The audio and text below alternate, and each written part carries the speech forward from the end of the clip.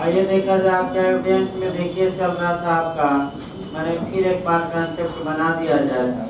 किसी भी डॉक्यूमेंट में या दस्तावेज में दो प्रकार की संदिग्धता या त्रुटि या गलती या मिस्टेक या डिफेक्ट हो सकता है। सब एक ही शब्द है, चाहे भूल दे चाहे डिफेक्ट दे या संदिग्धता दे, घबराना नहीं है। एक आपका हमने बताया था पेटेंट डिफेक्ट यानी कि प्रत्यक्ष गलती, और दूसरा लेटेंट यानी कि अप्रत्यक्ष। पहले धारा याद रखिए, प्रत्यक्ष गलती या पेटेंट डिफेक्ट एविडेंस की किस धारा में है? तो 93-94 रट्टा मार कर जाइएगा। अप्रत्यक्ष त्रुटि की धारा में हमने बताया आपका 95, 96, 97।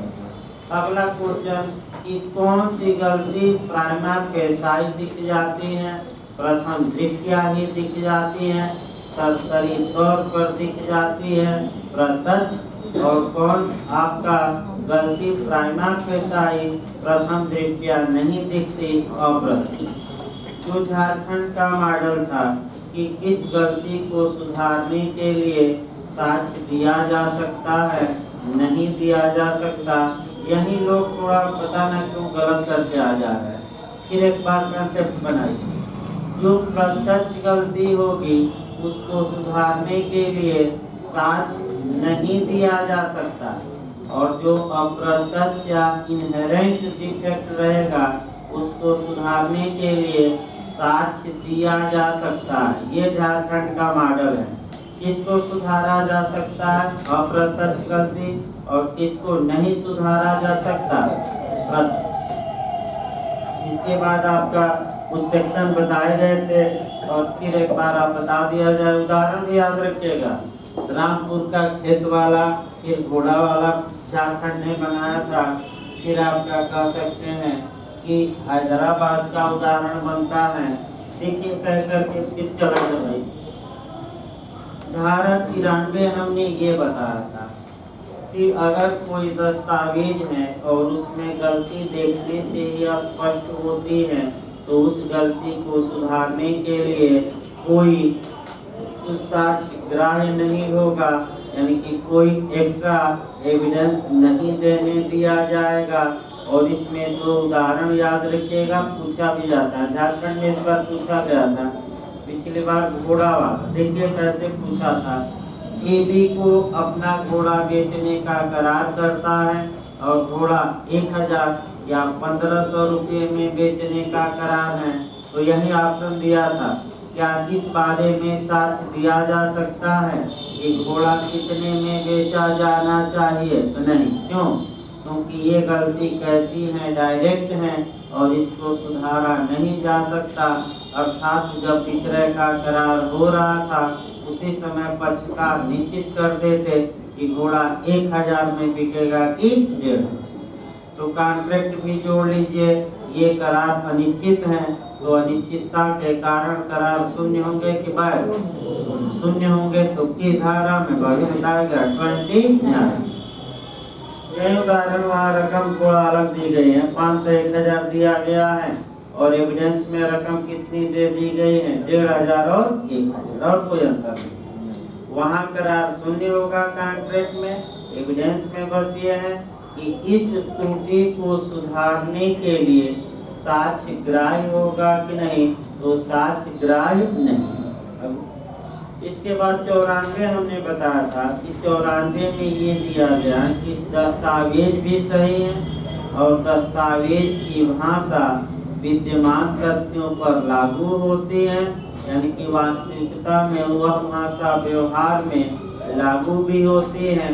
तो इसके लिए अब सुधार नहीं किया जा सकता कि और ये भाषा कहीं और के लिए बनी थी, या ये विद्यमान तथ्य कहीं और है।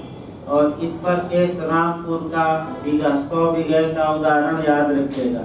ए बी को अपनी जमीन बेचता है और लिखता है कि जो रामपुर वाली 100 बीघे की मेरी जमीन है, मैं तुम्हें बेच रहा हूँ। और ए के पास रामपुर में 100 बीघे की जमीन है, अब ये दिखाए कि नहीं नहीं मैं रामपुर की जमीन नहीं बेचना चाहता था, श्यामपुर की जमीन बेचना चाहता था, बलरामपुर की बेचना चाहता था, तो क्या इस बारे में कोई साक्ष्य स्वीकार किया जाएगा? नहीं स्वीकार किया जाएगा, क्योंकि सब कुछ क्या है सही, तो उसको क्यों गलत साबित करेंगे? ये प्रत्यक्ष त्रुटि। अब आइए आपका जो हमें देखना है 95 आपका 96 और 97। 95, 96, 97 में जो गलतियां रहेंगी वो इनहेरेंट रहेंगी। इनहेरेंट मतलब कि उसमें अंतर्निहित रहेंगी। और सबसे अच्छा उदाहरण भी आपको एक दो बताया गया, जैसे तारे जमीन पर। इसका मतलब ये हुआ कि तारे आकाश में है, यानी कि वो दस्तावेज, और जब उसको कहाँ लाया जा रहा है जमीन पर, तब थोड़ा उसमें दिक्कत हो रही। तो वो दिक्कत आपका जो टेक्निकल होती है, उस दिक्कत को सुधारा जा सकता है कि नहीं? सुधारा जा सकता है। इसी को हम कहते हैं इनहेरेंट डिफेक्ट या अप्रत्यक्ष त्रुटि या अंतर्निहित त्रुटि। याद रखिए कौन सा डिफेक्ट? इनहेरेंट या अप्रत्यक्ष। और इस त्रुटि को सुधारने के लिए साक्ष्य ग्राह्य होगा। तो कौन सी त्रुटि सुधारने के लिए दस्तावेज में साक्ष्य ग्राह्य होगा? प्रत्यक्ष की अप्रत्यक्ष। और ये कौन सी गलती? चलिए ठीक है, अप्रत्यक्ष त्रुटि कहाँ से कहाँ तक है? 95, 96, 97। एक और उदाहरण देखिए, कई दिन हो गया है तो फिर एक बार रिवीजन कराना।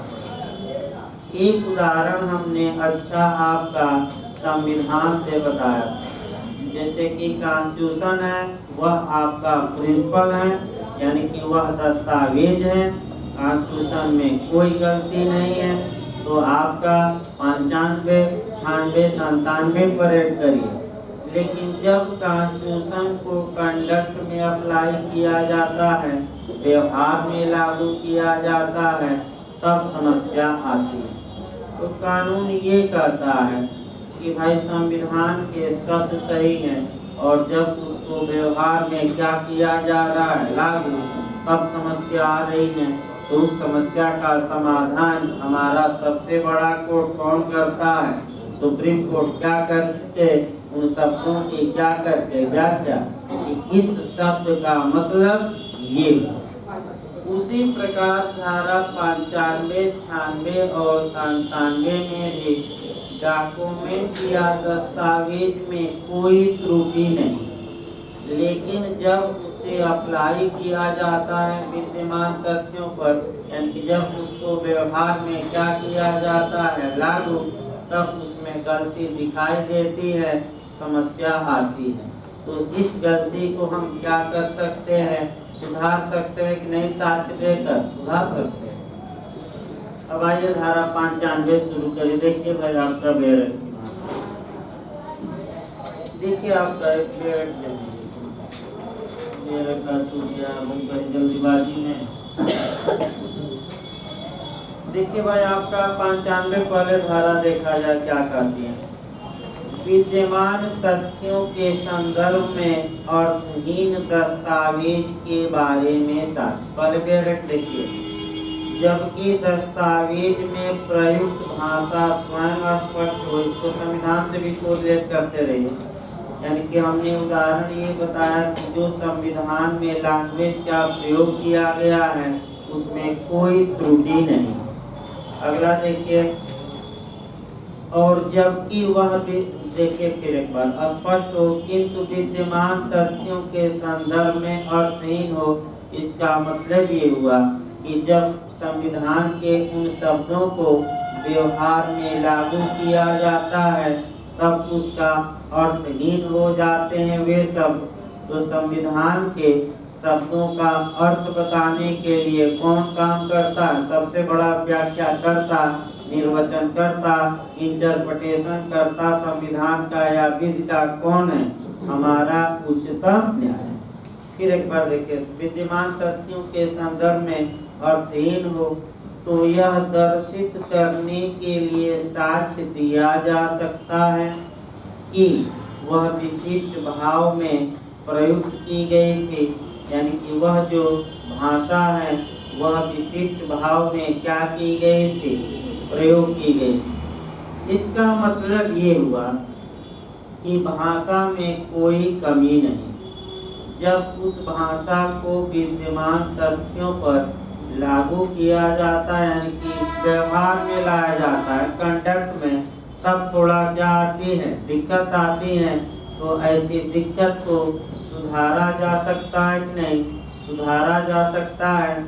और जो दृष्टांत आपका बेयरेट में है वही दृष्टांत अच्छे से तैयार करना है। देखिए, ए बी को अपना मकान बेचता है और विक्रय विलेख में ये लिखता है कि मैं कलकत्ते का अपना मकान बी को बेच रहा हूँ, और जबकि ए के पास जो मकान है वह कलकत्ते में न होकर कहाँ है, हावड़ा। माने उसी नाप जोख का वैसा ही मकान कहाँ है, हावड़ा। तो इस बात का साक्ष्य दिया जा सकता है कि इरादा जो था पक्षकारों का, ए का इरादा हावड़ा की जमीन को बेचने का था, कलकत्ते का नहीं। वो गलती से कौन शब्द रख दिया गया हावड़ा की जगह, कलकत्ता। ये सुधारा जा सकता है। ये कैसी त्रुटि है, अप्रत। माने आपका दस्तावेज एक बार में पढ़िए तो समझ में नहीं आएगा, सब कुछ लगेगा सही है, और जब उसको कहाँ विद्यमान तक, यानी कि जब उसको कहाँ अप्लाई किया जा रहा है व्यवहार में, तब गलती मालूम चल रही है कि नहीं ये तो हावड़ा में जमीन है और कहाँ लिखा गया दस्तावेज में, कलकत्ता। तो इस गलती को सुधारा जा सकता है कि नहीं, सुधारा जा सकता है। आइए 95 के बाद 96 देखा जाए। धारा 96 देखिए भाई। जहाँ तक धारा 96 की बात है, धारा 96 ये बताती है कि भाषा भी सही है, सब कुछ सही है, लेकिन जब उसे कंडक्ट में अप्लाई किया जाता है, यानी कि व्यवहार में अप्लाई किया जाता है, तब समस्या आती है। तो एक भाषा बनाई जाए और उसको कंडक्ट या विद्यमान तथ्य या व्यवहार में हम क्या करें, लागू कराएं, और तब समस्या उत्पन्न। देखिए, आपका एक दो उदाहरण यहाँ समझिए। ए बी से संविदा करता है कि मैं अपना सफेद घोड़ा तुम्हें बेचूंगा। अब आप लोग खुद बताइए क्या कहीं, रकम भी बना दिया भाई, 1 लाख रुपया में क्या बेचूंगा, सफेद घोड़ा। बी प्रपोजल को एक्सेप्ट करता है, संविदा का निर्माण होता है। क्या भाषा में कहीं कोई आपको त्रुटि दिखाई दे रही है? भाई एड आइटम हो गया, क्योंकि घोड़ा भी बेचना है, ठीक है, सफेद घोड़ा ही बेचना है, ये भी सही है। और रकम में भी कोई अनिश्चितता नहीं है, आपका रकम आपका कितना है, 1 लाख। लेकिन, अब लेकिन लगाना है, लेकिन जब इस बात को, यानी कि जब घोड़ा बेचना की बारी आई, तो ये जो बातें हैं, ये पता लगा कि एक के पास तो 2 सफेद घोड़े हैं। अब कौन सफेद घोड़ा बेचना ये चाहता था, अब 2, क्योंकि कितने आ गए, यानी कि विद्यमान। आपका मतलब ये हुआ कि भाषा सही है, लेकिन जब उसे कंडक्ट में लागू किया जा रहा है, जब उसे व्यवहार में लागू किया जा रहा है, तो वह एक से अधिक बातों पर, एक से अधिक तथ्यों पर क्या हो रही है, लागू। तो इस बारे में साक्ष्य दिया जा सकता है कि किस तथ्य पर ये लागू होगी। फिर बैठ को ये घोड़े का उदाहरण, एक के पास अंत में कितने घोड़े निकलते हैं, सफेद 2। तो क्या इस बारे में साक्ष्य दिया जा सकता है कि 2 में से कौन सा सफेद घोड़ा बेचने का इरादा ये का था? निश्चित रूप से दिया जा सकता है, क्योंकि ये प्रत्यक्ष त्रुटि न होकर कौन सी त्रुटि है। अब तो पहला उदाहरण कौन कवर करिएगा, घोड़े, कौन सा घोड़ा, सफेद। इसी प्रकार उदाहरण बता दिया जाए तब डायरेक्ट समझाया जाए। ए बी से करार करता है कि हम लोग हैदराबाद जाएंगे। अब बताइए, भाषा में कहीं कोई दिक्कत है, तारीख भी तय हो गई। जब हैदराबाद जाने की बारी आती है, कि इस भाषा को किसमें हम करते हैं, इस जो दस्तावेज में भाषा है उसको धरातल पर लागू करते हैं, अर्थात विद्यमान तथ्य पर लागू करते हैं, अर्थात जब इसे कंडक्ट यानी कि व्यवहार में लागू करते हैं तब समस्या आती है। जब जाने की बारी आई तो हैदराबाद 2 निकल गए, एक भारत का और एक पाकिस्तान का। अब इस बारे में क्या साक्ष्य दिया जा सकता है कि किस हैदराबाद जाने का इरादा इन लोगों का था? निश्चित रूप से दिया जा सकता है। कौन सी धारा अनुज्ञा देती है कि आप इस गलती को सुधार सकते हैं? तो कौन सी धारा चल रही है? 96। जरूर याद रखिए, घोड़े का और दूसरा कौन? हैदराबाद। अब बेरट की भाषा आसान हो जाएगी। देखिए भाई आपका 96 देखिए आपका 2 ही उदाहरण से दोनों बता दिए गए। उस भाषा के लागू होने के बारे में साक्ष्य जो कई व्यक्तियों में से केवल एक को लागू हो सकती है। देखिए सब, जबकि तथ्य ऐसे हैं कि प्रयुक्त भाषा कई व्यक्तियों या चीजों में से किसी एक को लागू होने के लिए अपेक्षित हो सकती थी तथा एक से अधिक को लागू होने के लिए अभिप्रेत नहीं हो सकती थी। यानी कि 2 पर नहीं, केवल कितने पर लागू होगी? केवल 1 पर। तब उन तथ्यों का साक्ष्य दिया जा सकेगा जो यह दर्शित करें, माने ये दिखाते हैं कि उन व्यक्तियों या चीजों में से किसको लागू होने के लिए वह आश्रित थी। इसका मतलब ये हुआ कि विद्यमान जो भाषा है 2 व्यक्तियों पर या 2 चीजों पर लागू होती है, तो यह साक्ष्य दिया जा सकता है कि 2 चीजों में से यह किस एक चीज पर लागू होती है। जैसे कि उदाहरण हमने कौन सा बताया 2 चीज का? 2 घोड़ा ले लीजिए। कौन कैसा घोड़ा था? सफेद। और आपका दूसरा उदाहरण कौन बताया गया? हैदराबाद का। वो भी सतर्क रहना है, खूब पूछा जाता है। आइए 97 देखा जाए। 97 से कम क्वेश्चन बनता है। 97 का कंसेप्ट बनाइए भाई। भाषा आपका सही। देखिए भाषा क्या है? सही। जब भाषा को विद्यमान तथ्यों पर यानी कि व्यवहार में क्या किया जाता है? अप्लाई। तब ये देखा जा रहा है कि दस्तावेज में कही गई कुछ बातें एक चीज पर लागू होती हैं और कुछ बातें कौन सी चीज पर? दूसरी। यानी कि कुछ चीजें एक स्थान या एक वस्तु पर लागू होती हैं और कुछ चीजें कहाँ लागू होती हैं? दूसरी। तो ऐसी भाषा का प्रयोग किया जाए जहाँ की आपका कह सकते हैं कुछ चीजें हो और 2 जगह क्या हो? कुछ लागू। यानी कि आपका पार्टली कह सकते हैं, भागतः एक जगह और भागतः कितनी जगह? दूसरी। तो सबसे अच्छा तरीका है कि इसको क्या बनाया जाए? उदाहरण। मान लीजिए ए ने अपना मकान बेचा और मकान बी को बेचा। ध्यान समझिएगा, ए के पास 2 मकान है, बिना 2 मकान के तो होगा नहीं।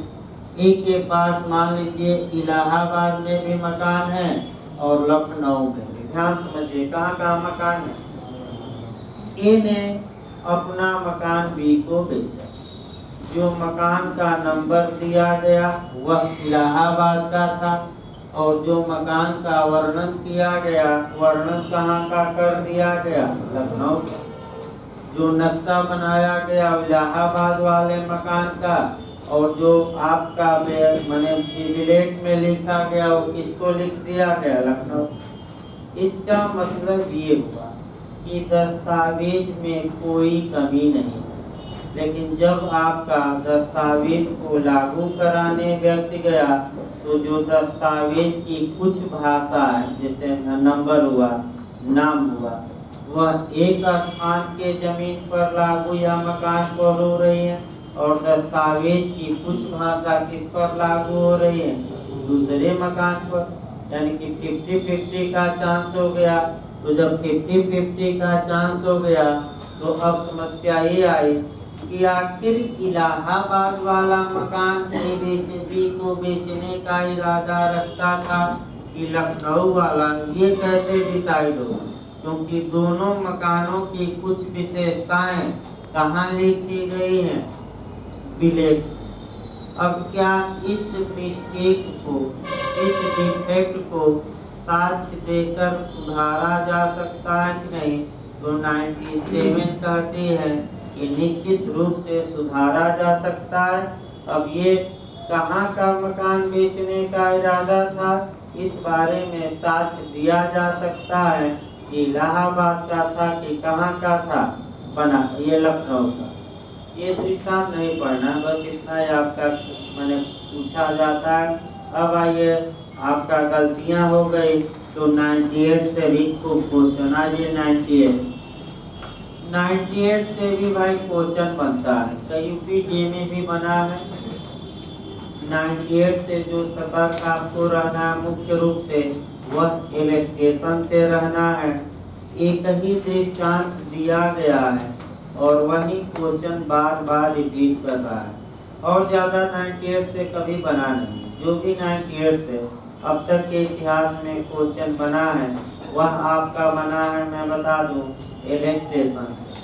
लेकिन 98 जो सेक्शन है ये काफ़ी महत्वपूर्ण है, कंपटीशन के लिए बनता है क्वेश्चन। और जैसे ही आपका मूर्तिकार आ जाए, मूर्ति वाला जैसे उदाहरण दे, आप किसमें सेट करेंगे?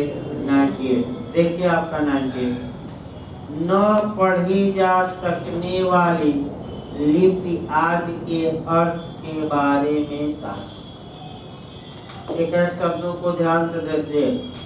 ऐसी लिपि को जो पढ़ी न जा सके। हम देखिए आपका एक एक उदाहरण भी बताना है, एक एक शब्दों को हम तोड़ दे रहे हैं, इसको एक एक अलग अलग।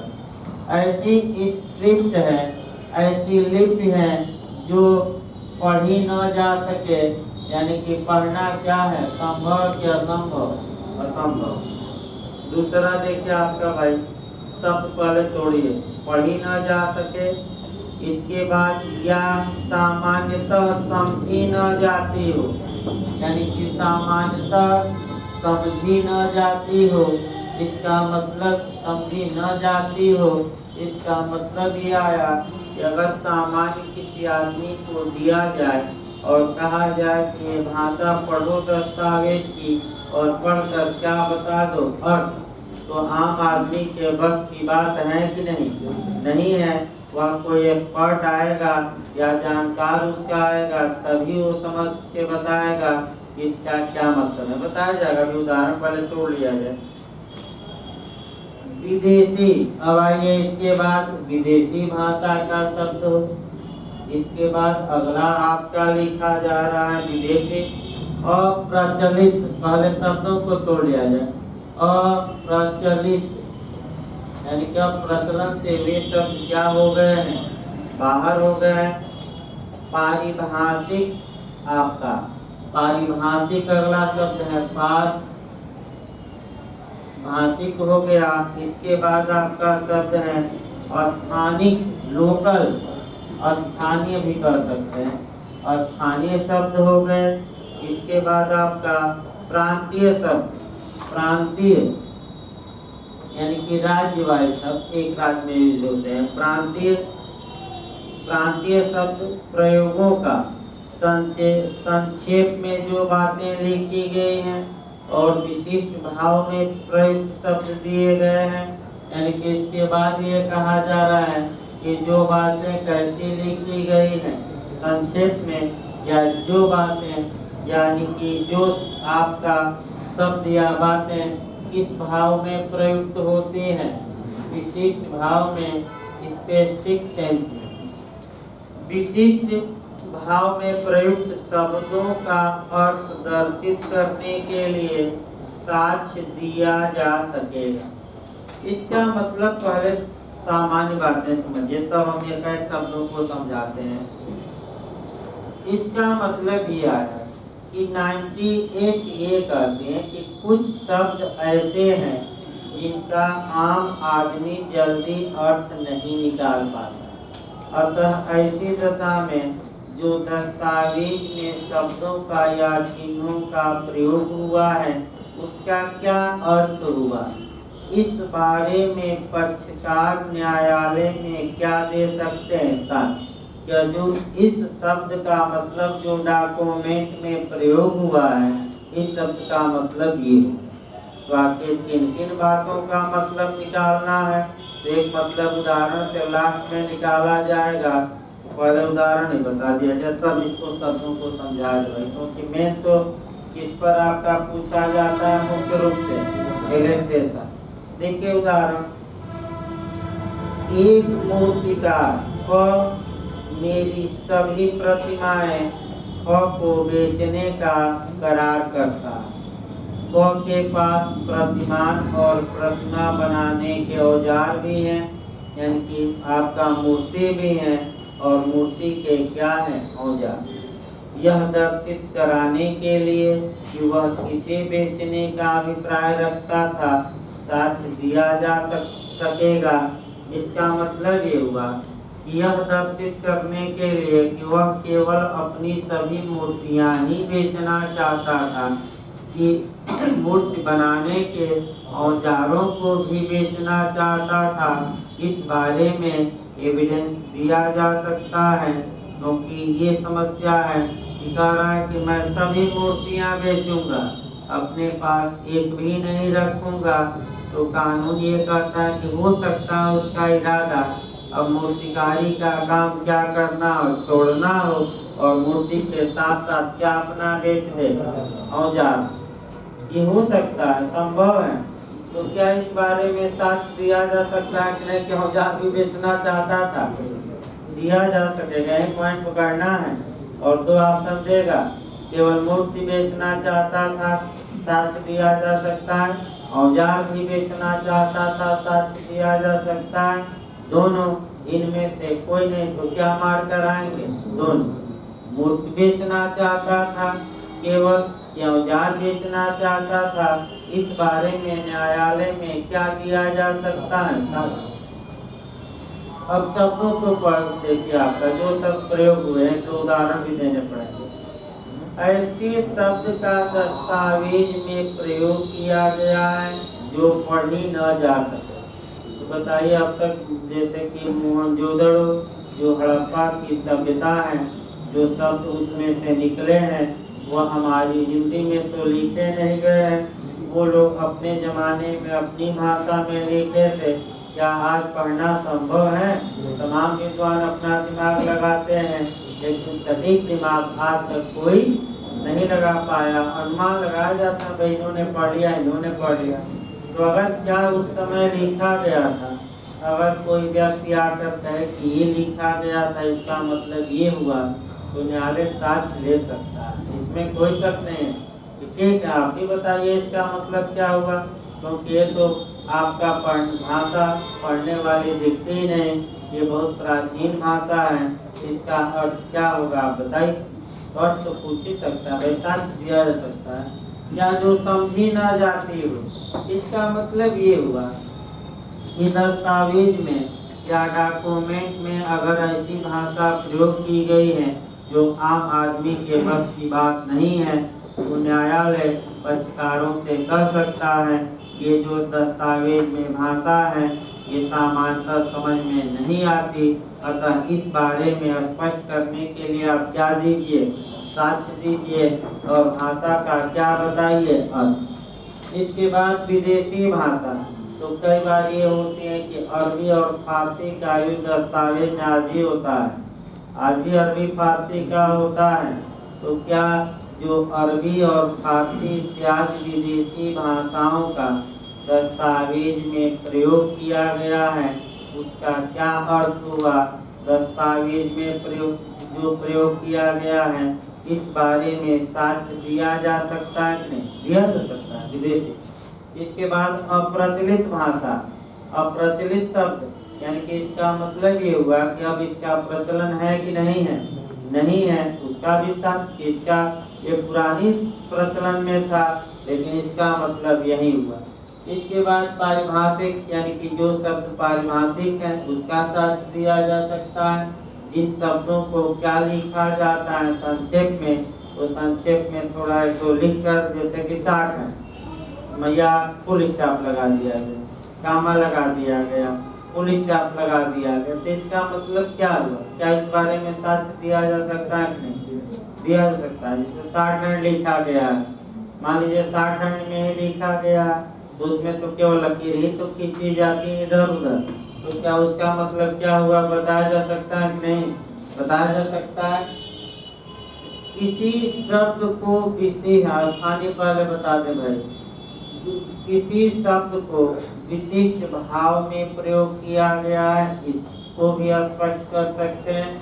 कोई प्रांतीय शब्द है, प्रांतीय शब्द मतलब एक राज्य में से दूसरे शब्द का यूज किया जाता है, और दूसरे राज्य में इसके लिए क्या किया जाता है दूसरे शब्द का, क्या इस बारे में साक्ष्य दिया जा सकता है कि नहीं दिया जा सकता है? एक उदाहरण स्थानीय का बता, लोकल, जो लोकल वर्ड होते हैं उनका भी आप साक्ष्य दे सकते हैं। ये हो सकता है कि वो लोकल जो वर्ड है वो अलग अलग शहरों में अलग अलग अर्थ रखते हैं।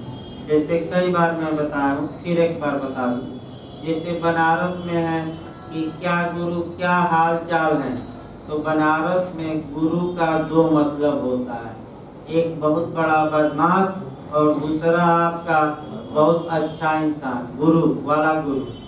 अब किसी ने कहा टोन में क्या गुरु क्या हाल चाल है, तो ऐसी दशा में अब किस गुरु की बात कर रहा है, क्योंकि सब तो गुरु है, एक अर्थ असली गुरु और एक अर्थ क्या है नकली गुरु। तो क्या इस बारे में साक्ष्य दिया जा सकता है कि नहीं कि किस गुरु की बात कर रहा था, ये बदमाश की? अच्छा, दिया जा सकता है। और कौन सी धारा अनुज्ञा देती है कि गुरु का अर्थ निकाल सकते हैं आप? 98। क्यों? क्योंकि जो लोकल वर्ड हैं उनका अर्थ भी निकाल स्पष्ट किया जा सकता है। देखिए, इसमें 1-2 लाइन और बताना है। जैसे गुरु शब्द कहा कि क्या गुरु क्या हाल चाल है, इसको पूछा गया था लेले में, इस बार नहीं, पिछली बार इलाहाबाद विश्वविद्यालय, इनोंडो कहा जाता है। इनोंडो का मतलब वक्रोक्ति। वक्रोक्ति का मतलब ये हुआ कि आप बात को तो कर रहे हैं लेकिन सीधे नहीं, कैसे कर रहे हैं, यानी कि जब किसी बात के कितने अर्थ निकले 2, अब गुरु हमने कह दिया, तो गुरु के लोकल भाषा में वहाँ कितना अर्थ निकलता है 2, एक बहुत बड़ा गुंडा और एक असली गुरु। तो आखिर किस गुरु का इरादा, गुरु कहने का इनका इरादा क्या था, क्या इस बारे में कोई साक्ष्य दिया जा सकता है? दिया जा सकता है।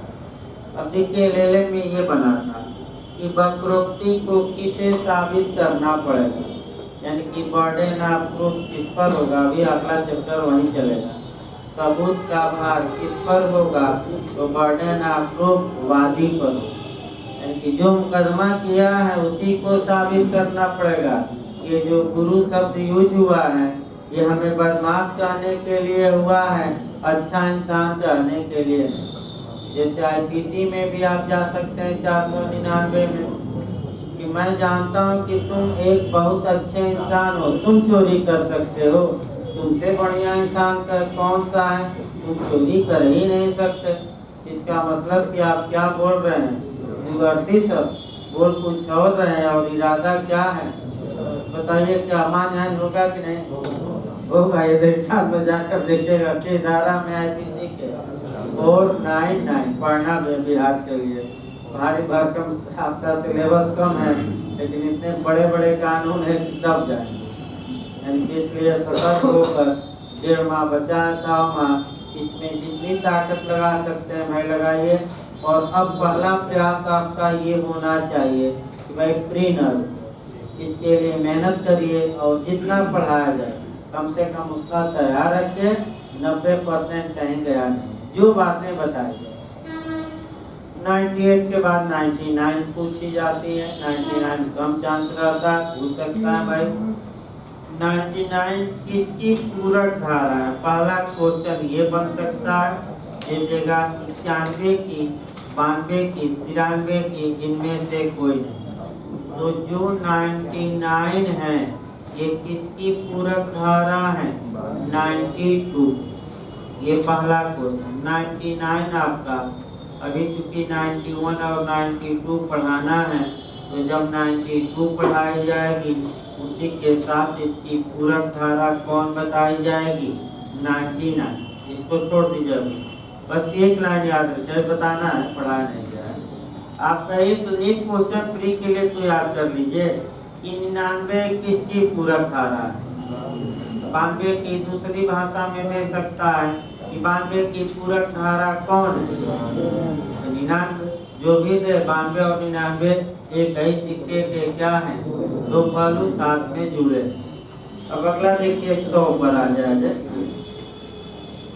आपका सेक्शन 100 देखिए, कभी नहीं पूछा जाता है, आज तक कभी पूछा नहीं गया, लेकिन अब बिहार ने मॉडल जे में चेंज कर दिया। जो कभी नहीं पूछा गया उसी को अब क्या करिए? पूछिए। तो 100 भी एक लाइन याद रखिएगा, ना पूछा गया। यानी कि आज तक ये सही बात है कि वर्तमान में आयोग वही क्वेश्चन पूछ रहे हैं जो कहीं पूछे न गए हो, तो आज आपको सतर्क रहना है। देखिए धारा 100, इसको कोरिलेट भी करना पड़ेगा।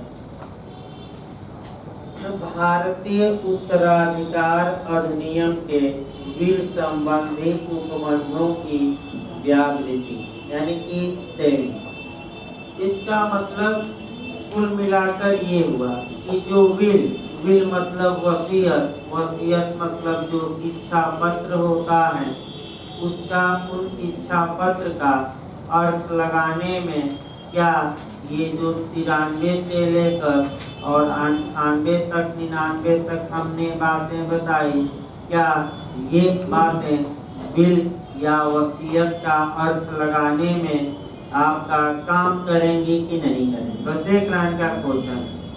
यानी कि क्या यह जो चैप्टर है, अगर कोई दस्तावेज है और वह दस्तावेज विल या वसीयत, और वसीयत में शब्द का प्रयोग किया गया है, तो क्या वसीयत में लिखे गए शब्दों का अर्थ निकालने के लिए ये सब जितनी धाराएं पढ़ाई गई, क्या इनका यूज किया जाएगा कि नहीं? ये समस्या बताइए, किया जाएगा कि नहीं? क्या कर रहा है कि मैंने किया जाएगा कि नहीं? अब डायरेक्ट पढ़कर बताइए भाई, आपका भी तो कर्तव्य है, पढ़िए एक बार। मैंने क्या प्रयोग किया जाएगा कि नहीं? बस एक शब्द में नहीं किया जाएगा। तो नहीं किया जाएगा तो वसीयत का अर्थ कैसे निकाला जाएगा शब्दों का? ये भी तो पढ़ना है। फिर एक बात समझिए, सही बता रहे हैं, नहीं किया जाएगा यानी कि ये सब बातें वसीयत में लागू, लेकिन अब वसीयत में दिए गए शब्दों का अर्थ तो निकाला ही जाएगा, लेकिन इसके लिए ये कानून लागू न होगा। भारतीय उत्तराधिकार अधिनियम 1925 लागू होगा, यानी कि इंडियन सक्सेशन एक्ट 1920 कंसेप्ट बन गया। तो बेरेट में कोई दम नहीं है। अब ये है कि भाई कोरिलेट जबरदस्त करना है और आपका जो भी करना है, ये क्वेश्चन तो निश्चित वसीयत से बनता है, लेकिन पहले बेरेट की भाषा बता दिया जाए ताकि जो संदेह हो वो भी क्या हो जाए। इस अध्याय की कोई बात, तो कौन सा अध्याय चल रहा है? 6, धारा 91 से लेकर कहाँ तक? 100। और ये अध्याय इसलिए बना है कि ताकि दस्तावेजी साक्ष्य द्वारा मौखिक साक्ष्य का क्या कर दिया जाए। एक और क्वेश्चन बन सकता है कि दस्तावेजी साक्ष्य बेस्ट एविडेंस होता है, सर्वोत्तम साक्ष्य होता है। ये आशय किस अध्याय से निकलता है? तो अध्याय 6 से ही निकलता है। क्यों?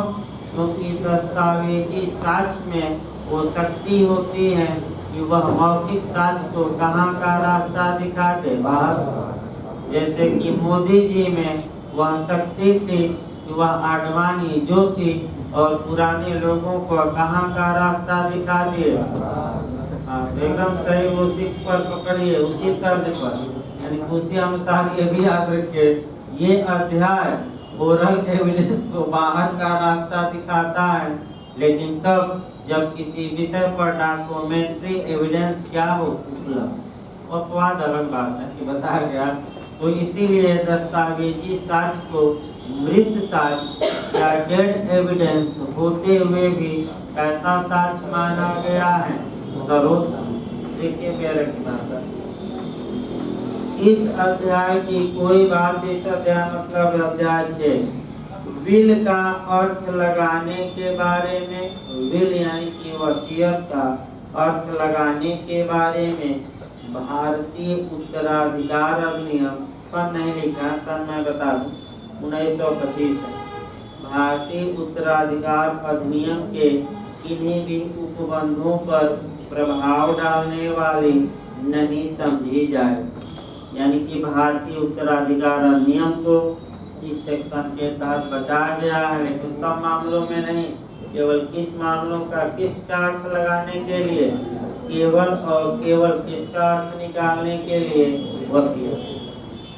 तो वसीयत को एक जगह एकत्र करिए भाई, एक क्वेश्चन बनता है। देखिए एविडेंस में कौन कौन धारा पढ़ना है वसीयत के बारे में। एविडेंस की धारा 41 पढ़नी है, एक लाइन लिखवा देना वाला 67 पढ़ना है। फिर आपका 91 का देखिए तो स्पष्टीकरण कौन है, अपवाद जिन वसीयतों को प्रोवेट मिल गया। 91 में एक बार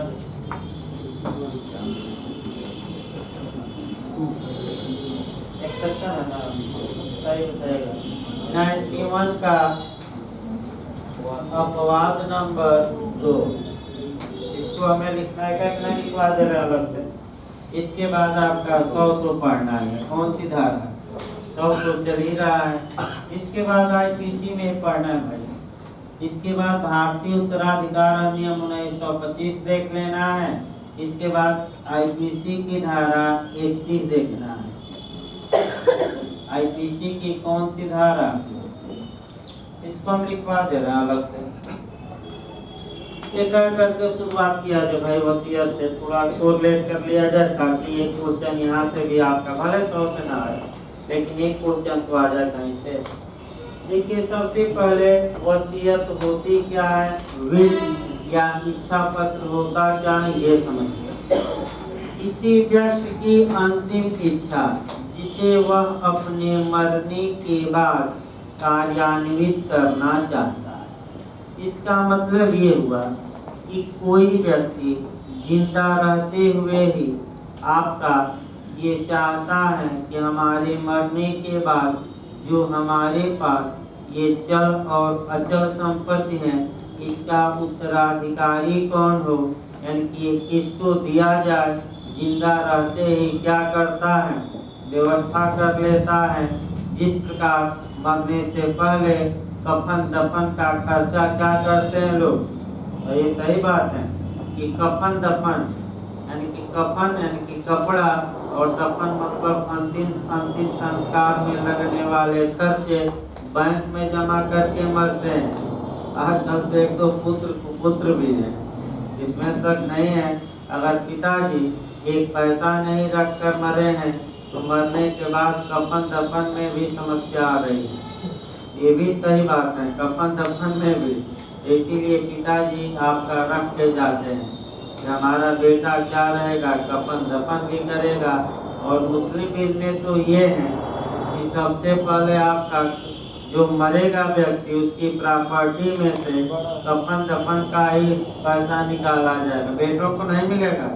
कफन दफन, उसके बाद जो ऋण है, और उसके बाद पुत्र पुत्री पत्नी को मिलेगा। यह मुस्लिम लॉ का नियम है। अब भाई देखिए आपका मुस्लिम लॉ तो बता दिया जाए। बिहार में आपका कुछ क्वेश्चन मैंने आए हैं, लोग फोन कर रहे हैं तो सार्वजनिक बता दिया जाए, बहुत फोन आ रहे हैं। 2 क्वेश्चनों पर लोग आपत्ति कर रहे हैं। पहला आपका डावर या मेहर वाले पर, और दूसरा आपका 5वीं स्त्री से विवाह, माने 4 अगर उसकी विवाहित पत्नियां हैं तो 5वीं से विवाह करता है, निकाह करता है, तो क्या इफेक्ट होगा। ये 2 क्वेश्चन हम बता देते हैं सार्वजनिक रूप से। देखिए आपका विवाह में जो मेहर होता है वो पति द्वारा पत्नी को दिया जाता है। विवाह के सम्मान के रूप में मेहर की रकम या तो पक्षकार निर्धारित कर लेते हैं, यानी विवाह के पक्षकार। अगर मेहर विवाह के समय निर्धारित नहीं किया गया है तो ऐसी दशा में न्यायालय आपका मेहर दिलवाता है और इसे कहते हैं आपका प्रॉपर मेहर या उचित मेहर, यानी कि उचित या युक्त। न्यायालय इस बात का निर्धारण करता है कि पति से पत्नी को कितना धन दिलवाया जाए। इसका मतलब ये हुआ कि अगर मेहर विवाह में नहीं भी है तो विवाह बातिल या शून्य नहीं होगा, बल्कि सही या वैध होगा। हाँ, मेहर नहीं है तो क्योंकि पत्नी का इनहेरेंट पावर है तो मेहर वह न्यायालय से वसूल सकते हैं कि नहीं, वसूल सकती हैं। और कितना मेहर दिलवाया जाए ये कौन निर्धारित करेगा? बताइए। अब यही आपका बिहार में क्वेश्चन है, पति की ओर से देखते हुए कि पत्नी की ओर से? पति नहीं, पत्नी के घर वालों का कितना मेहर तय हुआ था इसको देखते हुए न्यायालय मेहर निर्धारित करेगा। पति की हैसियत से कोई मतलब नहीं। ये आपका पहला क्वेश्चन याद रखिए। दूसरा क्वेश्चन आपका ये बना था कि पांचवी स्त्री से विवाह, बिहार में इसे वाइड या बातिल माना है, लेकिन इसमें समस्या है। आपका शिया और सुन्नी विधि में इस बारे में डिफरेंस। सुन्नी विधि ये कहती है कि अगर 4 स्त्रियां विवाहित हैं और पांचवी से पुरुष विवाह करता है पांचवी स्त्री से, तो वह विवाह बातिल या वाइड या शून्य के शब्द हैं, बातिल वाइड या शून्य नहीं होगा, बल्कि क्या होगा? फासिद होगा। फासिद का मतलब होता है अनियमित। उर्दू में भी जान रहिए, भाई सही हो गया, ठीक है। फासिद, फासिद का मतलब क्या हुआ? अनियमित। अनियमित का मतलब ये हुआ कि कुछ दोष हैं, लेकिन जैसे ही वह दोष दूर किया जाए वह सही हो जाए, वह काम क्या होगा? सही हो जाए। इसी को फासिद कहा जाता है। अब बिहार आयोग ने फासिद या अनियमित न मानकर वाइड माना है।